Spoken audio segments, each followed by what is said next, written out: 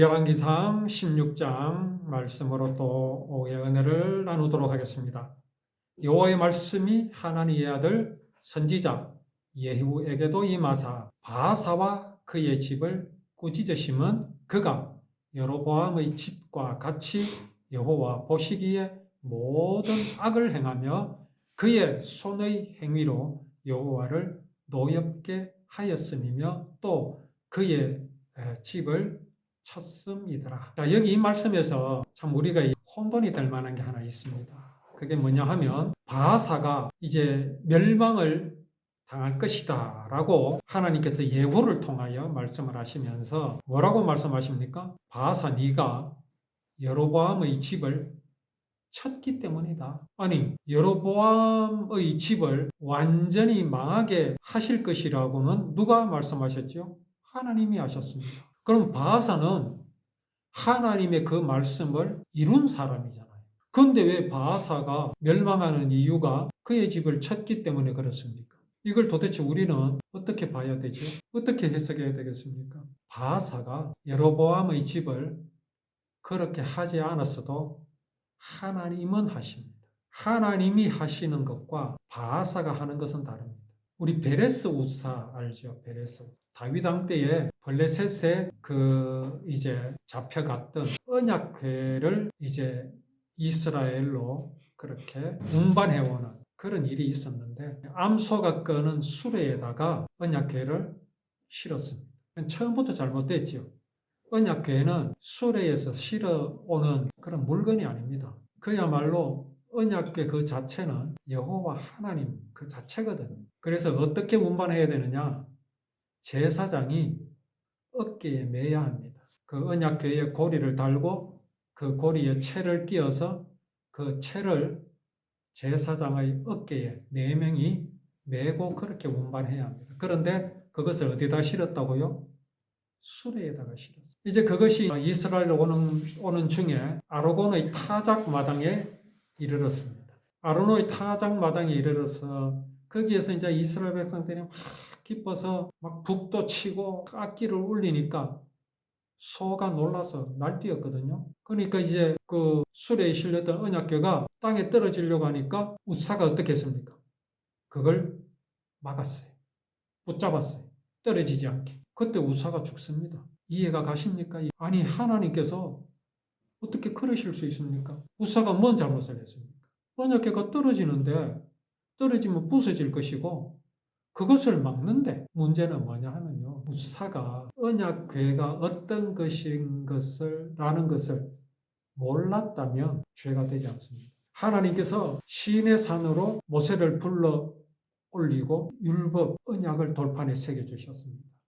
그때 하나님께서 경고하셨죠. 아무도 접근하지 못하게 이 산으로 접근하지 못하도록 짐승들도 접근하지 못하도록 내가 그들을 죽일까 하노라. 그들을 돌격하여 죽일까. 왜 그렇게 하셨겠습니까? 율법은 사람이 만든 법이 아니잖아요. 거룩하신 하나님, 자비로우신 하나님을 무엇으로 드러내신 겁니까? 문자로 드러내신 겁니다. 글로서 드러내신 겁니다. 그러니까 이 언약은요, 그냥 글이 아닙니다. 하나님 그 자체란 말이에요. 하나님이 이 땅에 내려오셨다라는 말씀입니다. 이를 임마누엘이라고 하지요. 그 하나님은 내려오셔서 어디에 머무시기를 원하셨느냐? 언약궤라는 아카시아 나무로 만든 상자를 금으로 둘러싼 그 궤 안에 머무시기를 원하셨습니다.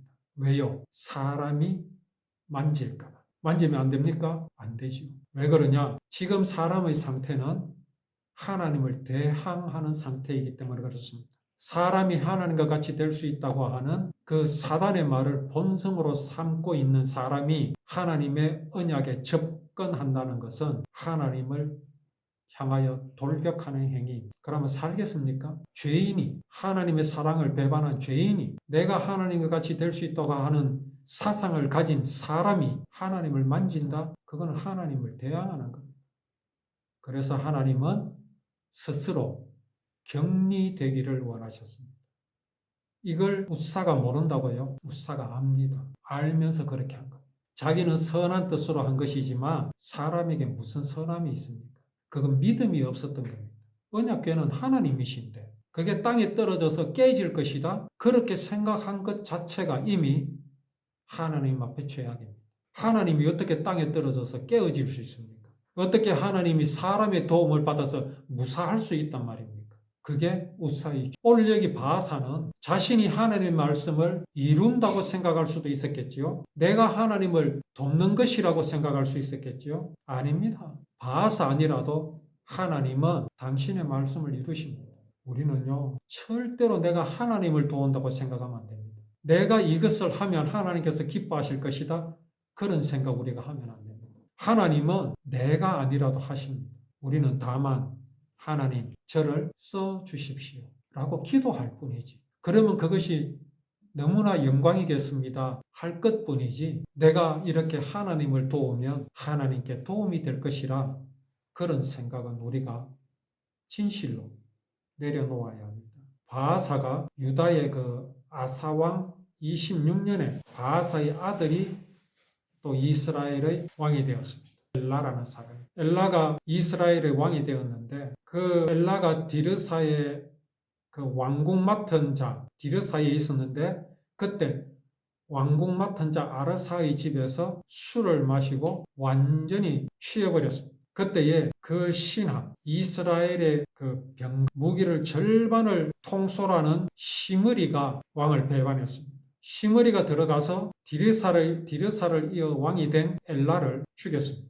시므리가 엘라를 죽이고 왕이 되었습니다. 왕이 되어서 어떤 일을 했느냐 하면은 바하사의 온 집안 사람들을 죽였습니다.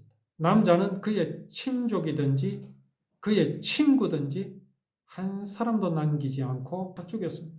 결국은 이거는 어떻게 된 겁니까? 예후를 통해서 하나님께서 바하사를 꾸짖어 하신 여호와의 말씀이 그대로 이루어진 겁니다. 이 시므리라는 사람이 바하사가 행한 그 짓을 그대로 했습니다. 바하사의 집은 완전히 망할 것이라는 것을 시므리가 몰랐겠습니까? 바하사의 집이 망해야 하는데 망하지 않고 바하사가 죽자 바하사의 아들이 엘라가 왕이 되었습니다. 시므리가 이걸 봤습니다. 내가 듣기로는 하나님께서 바하사의 집안을 완전히 멸해버릴 것이라고 말씀하신 것을 내가 알고 있는데 바하사의 아들이 왕이 되었습니다. 자, 시므리는 하나님의 말씀을 하나님께서 그 예후를 통해서 바하사에게 하신 말씀을 분명히 알 것이란 말입니다. 그러니 그가 바하사의 아들 엘라를 죽일 때에는 이미 바하사의 집안은 하나님께서 멸할 것이라는 것을 알고 그가 엘라를 죽이고자 계획하거나 또 실행에 옮길 때에 그의 마음이 어떻겠습니까? 이것은 하나님께서 하시는 것이다 라고 생각을 했을 수 있습니다. 그런데 그게 믿음입니까? 그건 믿음이 아닙니다. 지금 여기 일어나는 죽고 죽이는 일은 어디에서 일어나는 일입니까? 하나님께서 가나안 족속은 다 멸해라 하는 그 말씀과 바하사 집안은 완전히 망할 것이다 라는 것과 같습니까? 아닙니다. 전혀 다릅니다. 바하사도 그래야 했고 여기 시므리라는 이 사람도 그래야 했는 게 뭡니까? 그래야 했어야 하는 게 뭡니까? 바하사의 집안이 여로보암의 집안이 완전히 망할 것이다. 하나님께서 그렇게 말씀하셨는데 그 일을 누가 할 것인가에 대해서는 바하사도 하나님의 행하심을 지켜봐야 했고 또 여기 시므리도 그렇게 해야 하나님이 하실 것인데 왜 그들이 나섭니까? 그들이 하나님의 말씀을 믿고 하는 겁니까? 아니면 하나님께서 이렇게 하셨으니 이제는 내가 왕이 될 기회구나 이런 마음입니까?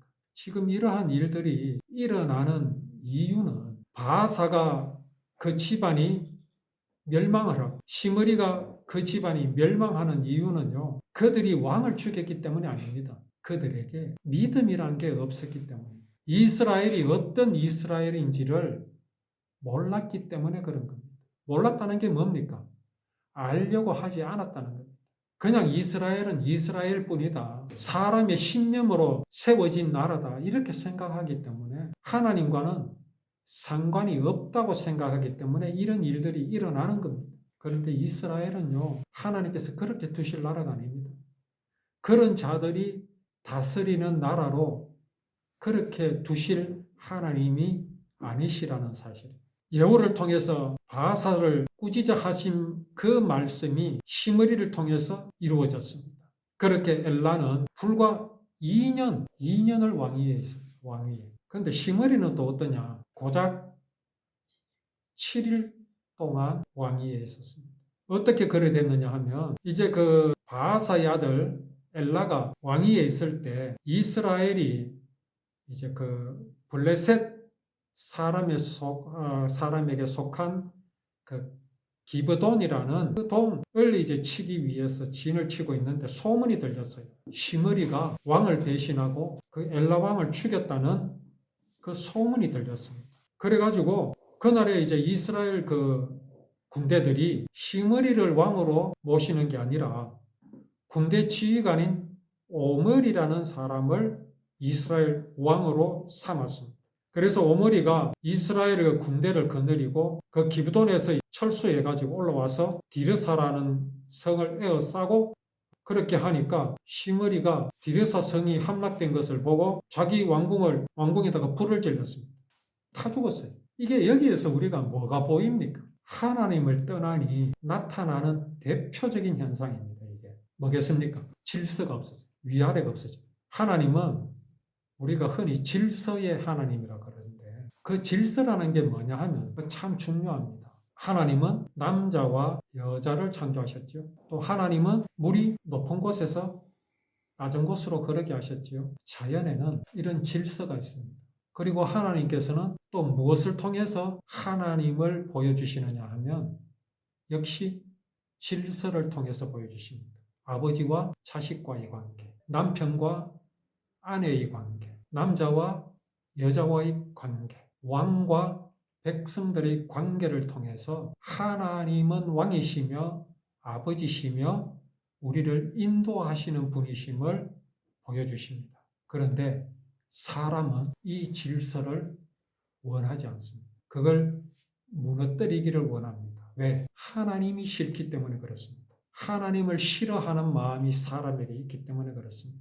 하나님을 대항하는 마음이 사람에게 있기 때문에 그렇습니다. 하나님의 그 질서가 없어도 우리가 할 수 있다. 사람이 할 수 있다. 지금 여기 이스라엘이 바로 그런 형태입니다. 그런 모습을 보이고 있는 겁니다. 그렇지 않습니다. 그렇게 사람이 왕이 되고 사람이 하나님이 되어서 이스라엘을 다스리려고 하는데 어떤 일들이 자꾸 일어납니까? 질서가 무너져서 어떤 일들이 일어나고 있습니까? 아무것도 못하고 있습니다. 오히려 뭐만 일어납니까? 죽고 죽이는 일만 일어나고 있습니다. 우리 내 마음 가운데서도 정말 하나님이 왕이 되셔야 하고 예수 그리스도가 만왕의 왕이 되시고 나를 온전히 지배하셔야 합니다. 그렇지 않으면요, 내 속에서 어떤 일들이 일어나겠습니까?